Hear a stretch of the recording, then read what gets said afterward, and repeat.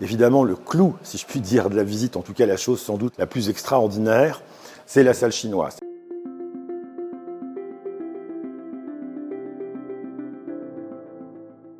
Cette maison est une maison d'écrivain, comme il en existe beaucoup.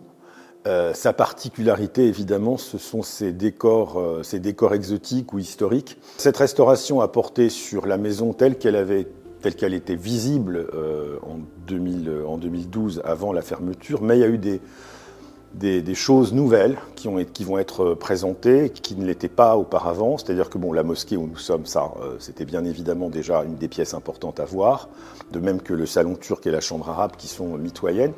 Mais en revanche, il y a d'autres pièces qui n'étaient pas du tout présentées. Au rez-de-chaussée, il y a la pagode japonaise. Au premier étage, il y a la chambre dite des abeilles, qui était la chambre aménagée par Lottie lors de son mariage en 87. Mais évidemment, le clou, si je puis dire, de la visite, en tout cas la chose sans doute la plus extraordinaire, c'est la salle chinoise, ce qui était autrefois une cour, et dans laquelle on a pu reconstruire à l'identique la salle chinoise qu'il avait édifiée à son retour de Pékin en 1901.